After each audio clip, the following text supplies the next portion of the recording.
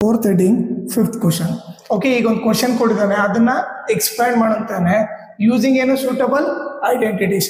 ಅಂದ್ರೆ identities use ಮಾಡಿ ಇದನ್ನ ಎಕ್ಸ್ಪ್ಲೈನ್ ಮಾಡೋದು. ಇದು ಯಾವ ಟೈಪ್ ಇದೆ? X plus y plus z whole square type ಇದೆ ತಾನೆ. ಸೊ ಏನ್ ಫಾರ್ಮುಲಾ ಬರ್ತೀವಿ? X plus y plus z whole square is equal to x square plus y square plus z square plus 2xy plus 2yz plus 2zx. Okay, ಈಗ ನೀವು ನೋಡಿದ್ರೆ X ಇದ್ದಲ್ಲೆಲ್ಲ ಏನಿದೆ? X ಇದ್ದಲ್ಲಿ minus 2x ಇದೆ. Okay, ಇಲ್ಲಿ plus ಇದೆ, ಇಲ್ಲಿ minus ಇದೆ ಅಂದಾಗ ಮೈನಸ್ ತಗೋಬೇಕು. ಈಗ ವೈ ಇದ್ದಲ್ಲಿ ಏನಿದೆ? ವೈ ಇದ್ದಲ್ಲಿ 5y ಇದೆ. ಓಕೆ, ಝೆಡ್ ಇದ್ದಲ್ಲಿ ನೋಡ್ರಿ ಇಲ್ಲಿ ಪ್ಲಸ್ ಇದೆ, ಇಲ್ಲಿ ಮೈನಸ್ ಇದೆ ಅಂದಾಗ ಮೈನಸ್ 3z ಅಂತ ತಗೋಬೇಕು. ಓಕೆ, ಈಗ ನೆಕ್ಸ್ಟ್ ಸಬ್ಸ್ಟಿಟ್ಯೂಟ್ ಮಾಡೋಣ. ಎಕ್ಸ್ ಇದ್ದಲ್ಲೆಲ್ಲ minus 2x whole square plus y ಇದ್ದಲ್ಲೆಲ್ಲ ಏನು?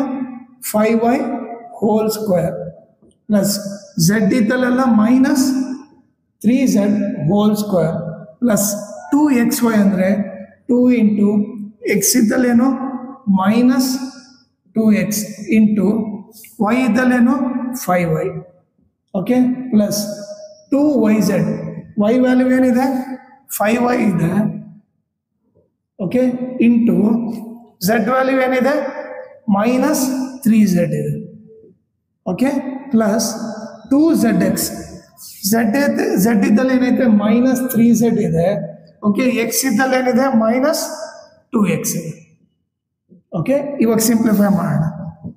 ಮೈನಸ್ ಸ್ಕ್ವೇರ್ ಮಾಡಿದ್ರೆ ಪ್ಲಸ್ 2 ಸ್ಕ್ವೇರ್ 4, 4x ಸ್ಕ್ವೇರ್ ಆಯಿತು plus 5 square 25, so y square ಆಗುತ್ತೆ.